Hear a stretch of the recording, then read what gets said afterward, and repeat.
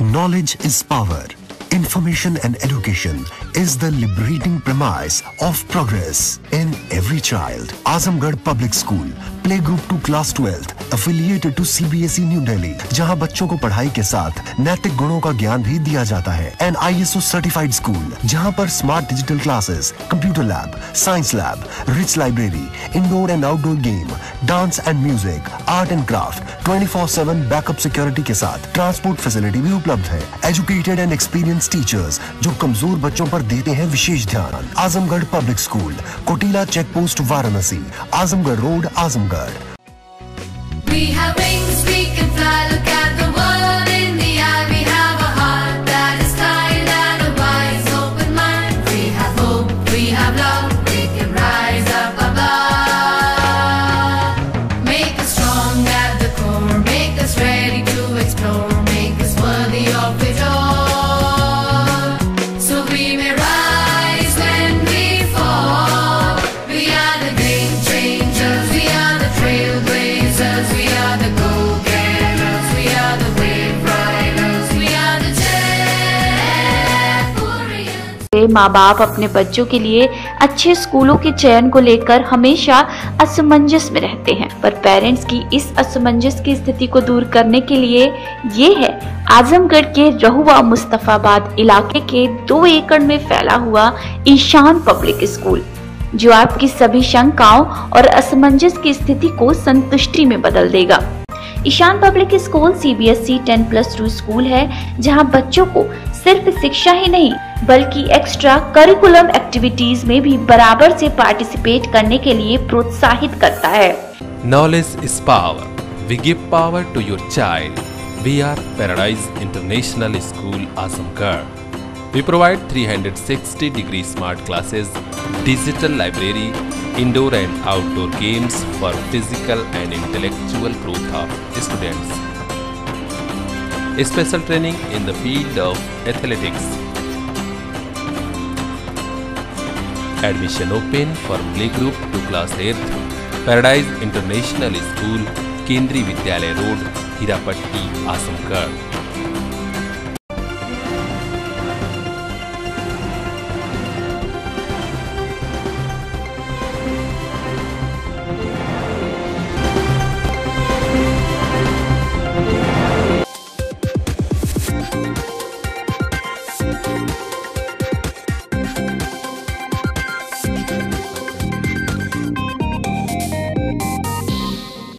अपराध और अपराधियों के विरुद्ध चलाए जा रहे अभियान में बुधवार को आजमगढ़ पुलिस को जाली नोटों सहित मुख्य सरगना को गिरफ्तार करने में सफलता मिली. पुलिस ने उसके पास से 500 रुपए के 18 जाली नोट, मोबाइल, तमंचा, कारतूस और मोटरसाइकिल बरामद किया. पुलिस ने बताया कि पकड़ा गया मुख्य सरगने के ऊपर 1 दर्जन से ऊपर मुकदमे दर्ज हैं. ये पेशेवर अपराधी जनपद में मेले और त्योहारों में जाली नोटों को अवैध तरीके से खपाकर पैसा कमाता था, जिसे गिरफ्तार कर जेल भेजा जा रहा है. एसपी ग्रामीण ने बताया कि मुखबिर से सूचना मिली कि थाना अरोनापार क्षेत्र के महाराजगंज हैदराबाद की तरफ से बंधा पकड़कर एक व्यक्ति मोटरसाइकिल से आ रहा है, जिसके पास नकली नोट व अवैध असलहा और मोटरसाइकिल है. इस सूचना पर तत्काल कार्रवाई करते हुए थाना अध्यक्ष अरोनापार हमराह के साथ हैदराबाद की तरफ से आने वाले वाहनों की चेकिंग शुरू कर दिए. पुलिस ने घेराबंदी कर बल प्रयोग करते हुए इसे पकड़ लिया. पकड़े गए व्यक्ति ने पूछताछ करने पर अपना नाम सुभाष यादव निवासी अराजी नौबरार करखिया प्रथम थाना रौनापार बताया. अपर पुलिस अधीक्षक ने बताया कि अपराधी सुभाष यादव नकली नोटों का व्यापार करता था, जो त्योहारों और मेलों में रुपयों को खपाकर पैसे कमाता था. सुभाष यादव शातिर किस्म का अपराधी है, जो लूट करना, अवैध तमंचे की सप्लाई करना और जाली नोट प्रिंट करता है. इसके ऊपर कई थानों में 14 से अधिक मुकदमे दर्ज हैं. थाना रोनापार में एक अभियुक्त सुभाष यादव गिरफ्तारी आज हुई है. वो बड़ा पेशेवर अपराधी है. पहले भी वो लूट में, डकैती में, NDPS में जेल गया है. तो सबसे विशिष्ट बात इसकी है कि ये नकली नोटों का व्यापार भी करता है ये, और ये इसके पास स्कैनिंग मशीन, पूरा गैंग ग्रुप इसके पास है. अभी 4-5 लोग इसमें जेल जा भी चुके हैं, मऊ से और आजमगढ़ से.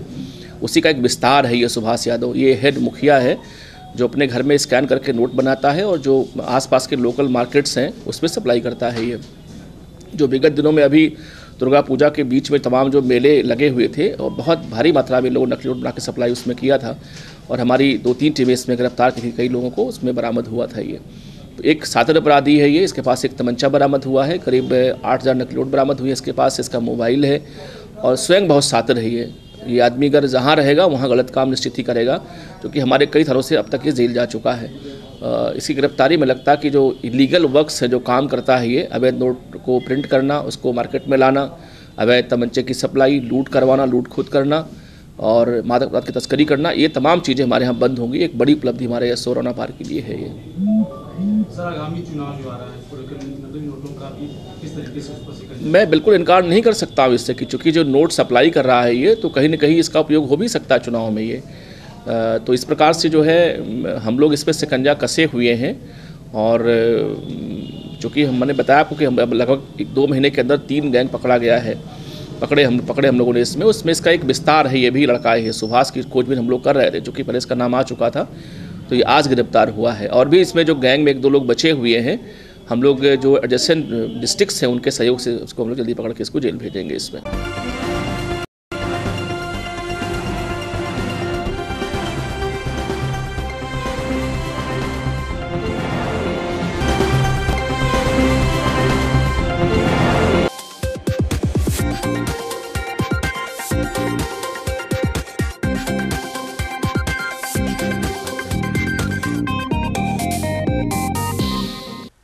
महाराजा सुहेलदेव की जयंती के उपलक्ष्य में समाजवादी पार्टी और बहुजन समाज पार्टी के संयुक्त तत्वाधान में नेहरू हॉल में विचार गोष्ठी का आयोजन किया गया। इस गोष्ठी में पूर्व विधानसभा अध्यक्ष और दीदारगंज विधानसभा से विधायक सुखदेव राजभर मुख्य अतिथि के रूप में मौजूद रहे। इस अवसर पर उन्होंने कहा कि इस विचार गोष्ठी के माध्यम से समाज में यह संदेश देना है कि राष्ट्र निर्माण में सबसे बड़ा योगदान रखने वाले दलित और पिछड़े आज हाशिए पर हैं, उन्हें उनका हक दिलाना है। हाल ही में पाकिस्तान पर हुई एयर स्ट्राइक पर पूर्व विधानसभा अध्यक्ष ने कहा कि इसमें राजनीति नहीं होनी चाहिए, लेकिन भाजपा के लोग आतंकवादियों की संख्या बताकर राजनीति कर रहे हैं। उन्होंने कहा कि भाजपा के लोग फर्जी राष्ट्रवादी हैं, असली राष्ट्रवादी हम लोग हैं। यह समाजवादी पार्टी के साथियों को दोनों लोग पिछड़े वर्ग के बुलाए गए हैं। यहाँ पर एक संगोष्ठी है कि ये पिछड़े या दलित समाज के लोग इस देश में लंबे समय से समाज और देश की सेवा करते आए हैं, हर तरह की सेवा किए हैं, लेकिन इतनी बड़ी तादाद होते हुए लोकतंत्र में जहाँ जनमत के आधार पर, बहुसंख्या के आधार पर लोग इनको एक शब्द कहें कि राजा लोग बनते हैं, ये संख्या बल रहते हुए भी देश के सियासत में कभी हिस्सा नहीं पाई और आज भी कहीं न कहीं भेदभाव के शिकार होते रहते हैं, अत्याचार जुर्म जाति के शिकार होते रहते हैं। इसलिए संगोष्ठी के माध्यम से एक संदेश इनको जाएगा और उसका असर ये पड़ेगा कि जो बसपा सपा का गठबंधन है, इस संगोष्ठी में एक बल मिलेगा इससे कि जिनको गुमराह करके थोड़े से लोगों ने इतनी बड़ी तादाद को सत्ता से दूर रखा और सम्मान से दूर रखा, आज इनको इस संगोष्ठी के माध्यम से सत्ता और सम्मान दिलाने के लिए हम लोग, हमारे नेता लोग विचार देंगे। लेकिन राजनीति तो होनी नहीं चाहिए, यह देश हमारा है सब कुछ, लेकिन थोड़ा सा कष्ट हो जाता है कि जिससे मालूम पड़ता है कि भारतीय जनता पार्टी के लोग ही राष्ट्रवादी हैं, यही लोग राष्ट्रभक्त हैं, यही राम भक्त हैं और सब लोग देशद्रोही हैं। जिस तरह से आक्रामक रूप से गली गली में कूचे कूचे पे जा कर के राष्ट्रीय झंडा लेके उसका अपमान कर रहे हैं और अन्य लोगों को अगर थोड़ा सा कोई प्रश्न भी कर दे, हम तो नहीं किए हैं। अभी हमारे एक शहीद की माँ ने प्रश्न किया कि मेरी छाती जब गदगद होगी या ठंडी होगी जब मरे हुए आतंकियों की लाश देख लूँगा। यह किसी का बयान नहीं, एक शहीद की माँ का बयान है।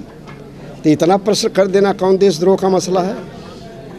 अभी मार्शल ने बोला, जो चीफ है एयर मार्शल, ये हम लोग लाशें नहीं गिनते हैं, तो जब मार्शल नहीं गिन पा रहा है, हमारी सेना नहीं गिन पा रही, तो अमित शाह कैसे गिन लिए? सवाल तो इसका है उनके यहाँ कौन सी गिनती पहुँच गई? एक सेना का बहुत बड़ा अफसर बोल रहा है हम लोग गिनते उनते नहीं। तो इसलिए इस पर राजनीति नहीं करनी चाहिए। राष्ट्र हमारा है, हम लोग सैनिकों के साथ हैं, भारत माँ के साथ हैं, हम लोग राष्ट्रभक्त, हम लोग असली हैं। ये फर्जी वाले लोग हैं। हाँ, जब भी देश की सेवा करेंगे तो हम ही लोग करेंगे। कार्यक्रम में समाजवादी पार्टी के जिला अध्यक्ष हवलदार यादव ने कहा कि लोकसभा चुनाव में 85% की भागीदारी सुनिश्चित करने के लिए यह विचार गोष्ठी महत्वपूर्ण भूमिका निभाएगी, क्योंकि मोदी और योगी की सरकार दलितों पिछड़ों का हक छीन रही है। मोदी सरकार देश के संविधान से छेड़छाड़ कर आरक्षण हटाना चाहती है और संविधान बदलने की फिराक में है, जिसे हम कतई बर्दाश्त नहीं करेंगे। गोष्ठी राष्ट्रवीर राजा सुहेल देव जी की जयंती के अवसर पर मनाई जा रही है और इससे हम समाज के लोगों में, जो समाज सदियों से पिछड़ा है, शोषित है, अशिक्षित है, उस समाज को हम लोग जगाने का काम कर रहे हैं। क्योंकि आज वो सांप्रदायिक ताकतें, पूंजीवादी ताकतें और जो पहले सामंतवादी ताकतें थे, आज पूंजीवादी ताकतों के रूप में पुनः वह मसले खड़ा करके असली मुद्दों से हमारा ध्यान हटाने के लिए मंदिर मस्जिद का मुद्दा, अन्य मुद्दे उठा करके देश की जनता को दिग्भ्रमित करना चाहते हैं। हम देश की जनता को, जो 85% जनता गरीब है, अनपढ़ है, गांव में रहती है, उससे बताना चाहते हैं कि यह जो मोदी सरकार है, चाहे योगी की सरकार है, आपकी दुश्मन है। ये आरक्षण का विरोध करने वाले लोग हैं, आरक्षण खत्म करने वाले लोग हैं, आपके अधिकारों को समाप्त करने वाले लोग हैं, यह आपका संविधान खत्म करने वाले लोग हैं, यह पुराना संविधान लाना चाहते हैं। राम राज माने मनुवाद का संविधान, रामराज का कोई और वह नहीं मतलब है, वह पुराना राज जो पहले ज़माने में चलता था कि राजा रानी के पेट से पैदा होता था, वह नहीं चाहते कि संविधान के आधार पर राजा लोकतंत्र के वोट से पैदा हो, वो नहीं चाहते। तो इस नाते हम लोग प्रयास कर रहे हैं कि ऐसी जनता को हम लोग बतावें कि यह वोट आपका है, अधिकार आपका है। कुछ लोग आपको भ्रमित करके देश की सत्ता पर राज कर रहे हैं और काम पूंजीपतियों का कर रहे हैं, सामंतों का कर रहे हैं, आपको गरीब बनाते जा रहे हैं, आपको पिछड़ा बनाते जा रहे हैं। इस बात का हम लोग संदेश देना चाहते हैं। इस मौके पर पूर्व मंत्री व सदर विधायक दुर्गा प्रसाद यादव, राम दुलार राजभर, MLC राम जतन राजभर, कार्यक्रम संयोजक रामू राजभर व लालमणि राजभर आदि मौजूद रहे।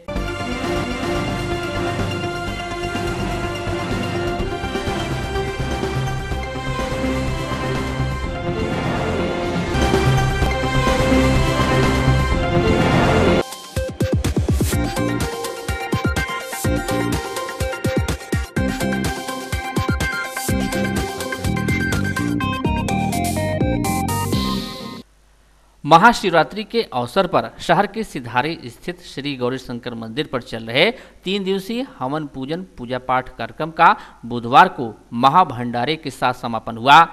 बता दें कि महाशिवरात्रि के महापर्व पर श्री गौरी शंकर मंदिर सिधारी पर 3 दिवसीय कार्यक्रम का आयोजन किया गया था, जिसमें प्रथम दिन भगवान शिव का भव्य श्रृंगार व प्रसाद वितरण का कार्यक्रम देर शाम तक चलता रहा। वहीं दूसरे दिन ट्रस्ट की तरफ से ड्रा के माध्यम से भक्तों को हजारों की संख्या में उपहार भेंट किया गया।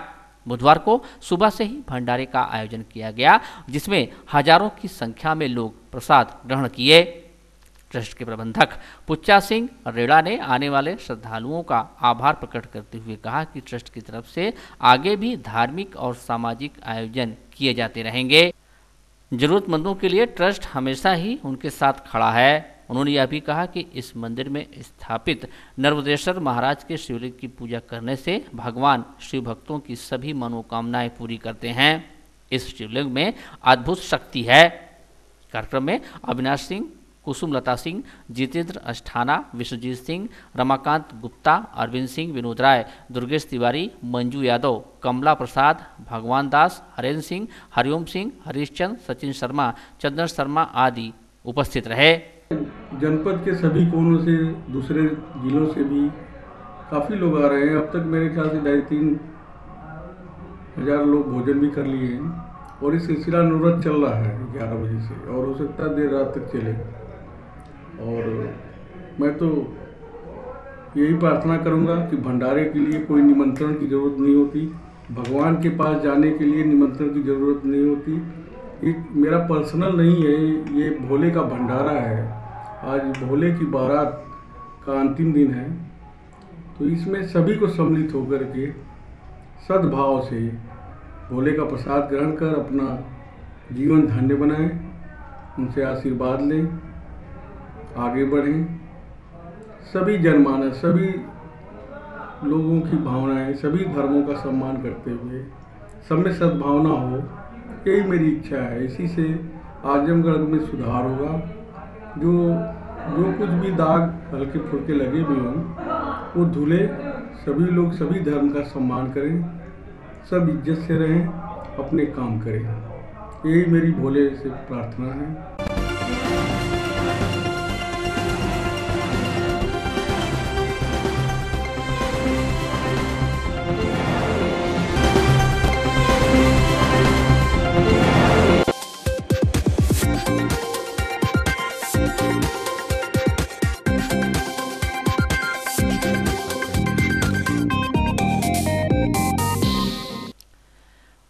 जिले की दीदारगंज थाना पुलिस ने बीते 12 जनवरी को देसी शराब की दुकान के सेल्समैन हत्याकांड का राजफाश करते हुए वारदात को अंजाम देने वाले 5 आरोपियों को गिरफ्तार कर लिया है। एसपी ग्रामीण नरेंद्र प्रताप सिंह ने बुधवार को अपने कार्यालय में प्रेस वार्ता कर बताया कि शराब सेल्समैन मनोज उर्फ सोनू ग्राम कुशवा थाना दीदारगंज की गला दबाकर हत्या कर दी गई थी। उन्होंने बताया कि स्थानीय टेंट व्यापारी अशोक कुमार उर्फ पप्पू निवासी पिपरौला थाना दीदारगंज से मनोज ने 50,000 रुपये उधार लिया था, जिसे वह नहीं लौटा पा रहा था। इसी विवाद के कारण सुपारी देकर टेंट व्यापारी ने मनोज की हत्या करा दी। पकड़े गए आरोपियों में नीलेश यादव निवासी पिपरौला थाना दीदारगंज, इसी गांव के शनि यादव व दीपक राजभर के साथ ही सरायमीर थाना क्षेत्र के सित्तेपुर गांव निवासी संदीप राजभर और अशोक कुमार निवासी पिपरौला थाना दीदारगंज शामिल हैं। 12 जनवरी 2019 को एक बड़ी मिरेकलस हत्या हुई थी। एक शराब के ठेके का सेल्समैन मनोज सोनू था। रात को फ़ोन थाने पे आया कि 11 बजे तक वो घर नहीं लौटा है और दुकान उसकी खुली हुई है शराब की। हमारे SHO मौके पे पहुंचे थे, UPSO मौके पे गई थी वहाँ पे, तो डेड बॉडी बरामद नहीं हुई थी, बल्कि दुकान खुला हुआ था। दुकान बंद करवा के जब हम लोग लौट आए तो प्रातः करीब 4 बजे फिर फ़ोन आया वहाँ से कि साहब एक डेड बॉडी यहाँ पे दुकान के सामने लकड़ियों में खुशी हुई पड़ी हुई है। डेड बॉडी को हम लोग बरामद किए, उसको पोस्टमार्टम कराए। वो अज्ञात मुकदमा 302 का लिखा गया था उसमें, और इसमें कोई क्लू नहीं मिल रहा था इस मामले में अब तक। हमारी एक डिवोटेड टीम इसमें लगी हुई थी। जानकारी इसमें ये हुई कि ये उसी जहाँ पे ये दुकान है कुशहा गांव में, वहीं का एक टेंट का व्यवसायी है, उसने इससे पैसे लिए थे ब्याज पर, और ये पैसे उसे लगातार मांग रहा था। तो ये इसने लड़के उसी बगल गांव के थे, नीलेश, दीपक और सनी, इन सबसे उसने संबंध स्थापित किया और कहा 10,000 रुपये दे दूंगा आपको मैं। तो 30,000 रुपये में हत्या की सुपारी उसने दिया इनको मारने के लिए। और ये लोग बहाने से गए उस दुकान पे, शराब लेके पिया वहाँ पे और इससे झगड़ा कर लिए, और वहीं पे इसको जो इन लोगों ने जो है गला दबा के इसकी हत्या कर दी। और बाद में कि ये मारपीट में इसकी मौत हुई है, इसको मारपीट के उसी लकड़ी में इसकी डेड बॉडी को छुपा दिए थे। और अब ये 4 गिरफ्तार हुए हैं। जो 5वां जो सुपारी आदमी थी टेंट व्यवसायी, वो भी गिरफ्तार हो गया है। 5वां आदमी ये जेल जा रहे हैं। एक बड़ी अनसुलझी गुत्थी थी हत्या की, खुलने के बाद बड़ा आसान लग रहा है, लेकिन उस समय हमारी पूरी टीम लगभग 1-1.5 महीने से इसमें लगी हुई थी और हत्या बहुत ही सही खुली इसमें। पूरा घटना का मोटिव जो था वो ब्याज का पैसा ही था इसमें। अभियुक्त इसमें जेल जा रहे हैं। इनके पास से एक्चुअली जो अभियुक्त का लूटा हुआ मोबाइल था वो बरामद हुआ है, उसकी सिम बरामद अभियुक्तों के पास से हुई है। और इसमें एक मोटरसाइकिल का मैकेनिक है, इसमें आप देखेंगे उस मोटरसाइकिल के मैकेनिक ने पूरी मोटरसाइकिल ही खोल दिया था इसकी। जब ये लोग हत्या करके गए बाइक लेके तो उसको बेचे हुए थे, वो उसने अपनी बाइक खोल दिया था। वो बाइक बरामद हुई है इसके पास से, और कुछ पैसे बरामद जो लोग लेके इसके पास से गए थे। तो सारी चीज़ें इसके पास से, पैसे, इसका मोबाइल, सिम कार्ड और ये इसकी मोटरसाइकिल बरामद हो गई है और अभियुक्त 4 गिरफ्तार हो गए हैं। और ये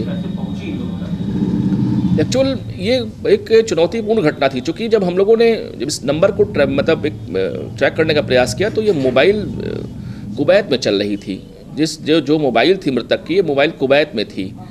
तो जानकारी हुई हम लोगों को, ISD कॉल उस पर वो करके हम लोगों ने फिर उस नंबर को मंगवाया वहाँ से और उसके परिजनों से बात किया। तो उन लोगों ने हम लोगों को कॉन्फ्रेंसिंग करा के उससे बात भी करवाई। हम लोगों ने स्वयं बात की, हमारे एसओ ने, हमारे सीओ ने, हमने बात की। तो उसने बताया कि साहब मैं फला आदमी हमारे गांव का है, उसने मुझको इस मोबाइल को दे दिया था बिना पैसे के ही, और आप उसको पकड़ लीजिए तो वो आ जाएगा। तो उसने फिर जो है वो मोबाइल फिर जो है वो उसके पास, हम लोगों ने इसको विश्वास में नहीं बताया इसको जो अभियुक्त था ये, और फिर उसने मोबाइल को वापस कर दिया इस लड़के को कि जो आपने मोबाइल मुझको दिया था इसमें कुछ हमें संदेह लगता है, इसमें कुछ और कॉल्स आती रहती है, आप इसको ले लीजिए।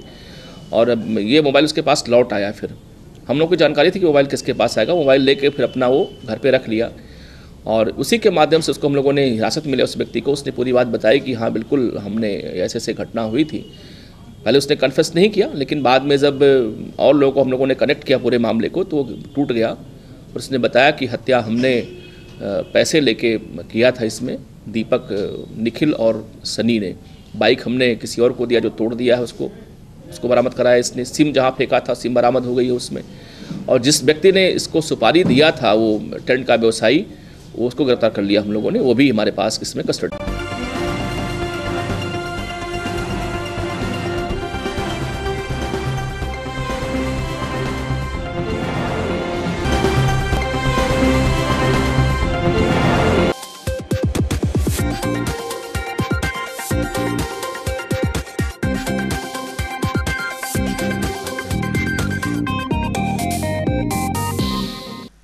अपनी 3 सूत्रीय मांगों को लेकर जल निगम कर्मियों द्वारा 1 मार्च से जारी असहयोग आंदोलन बुधवार को भी जारी रहा।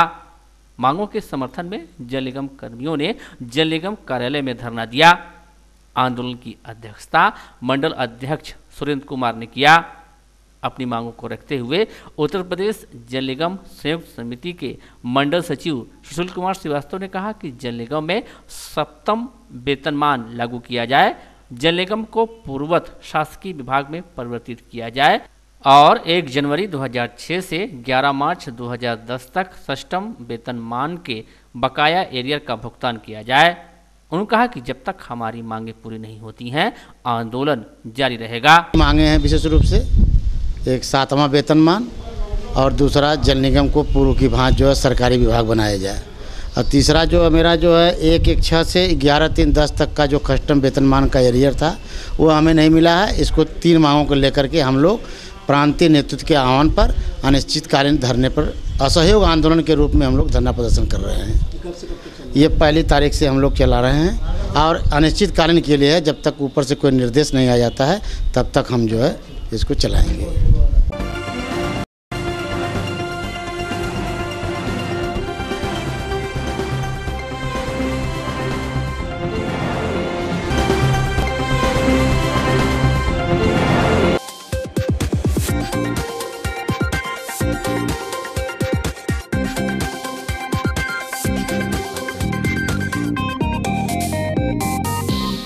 सठियाओं ब्लॉक अंतर्गत गोछा गांव के ग्रामीणों ने बुधवार को जिलाधिकारी कार्यालय पहुंचकर प्रदर्शन किया और जिला प्रशासन को ज्ञापन देकर गांव निवासी श्री कृष्ण को सस्ते गल्ले व मिट्टी के तेल की दुकान दिए जाने की मांग किया। इस दौरान श्री कृष्ण का कहना था कि 19 जनवरी को दुकानदार के चयन के लिए खुली मिट्टी में गिनती की गई, जिसमें मुझे 272, चंद्रावती को 151 और बुहदेश को मात्र 5 मत प्राप्त हुआ। इसके बाद भी मुझे कोटेदार नहीं बनाया गया। दुकानदार के लिए, सरकारी दुकानदार के लिए यहाँ आए हैं। चयन जो है मतलब कि हमारा हुआ था श्री कृष्ण का, और नाम जो है यहाँ किसी का आया है। इससे किसकी शिकायत थी? किससे की शिकायत? किससे करना है? अब डीएम साहब से करना है। क्या मांगे हैं आप लोग, क्या चाहते हैं? हम ये चाहते हैं कि जिसका मतलब ग्राम सभा में चुनाव हुआ है वो दुकानदार बने, और किसी बात को लेकर प्रशासन को कोई बात है तो फिर पुनः चुनाव कराया जाए। चुनाव में कौन जीता था? चुनाव में हम जीते थे, श्री कृष्ण और चंद्रावती बुद्धेश कुमार। हमको जो है 272 मिला था, चंद्रावती को 151 मिला था, बुद्धेश को 5 मत मिला था। लेकिन प्रस्ताव जब आया ब्लॉक से हम पता किए तो वहाँ तो गोपनीयता रखी गई। जब यहाँ पता किए तो पता चला कि नहीं, आपका नहीं, चंद्रावती का आया है। दूसरे नंबर पर था। तो आप क्या चाहते हैं? हम चाहते हैं कि चुनाव जो जीता है वो कोटेदार हो। चयन किया जाए। पूरा गांव विरोध कर रहा है इसका। नहीं, पूरा गांव सपोर्ट कर रहा है, विरोध नहीं सपोर्ट कर रहा है। जो है उनका विरोध हो रहा है। नहीं, जो है जो जीते हैं उनका सपोर्ट करने लोग आए हैं, सपोर्ट कर रहे हैं। जो कोटा मिला उनका प्रधान जो है विरोध कर रहा है। उसका सपोर्ट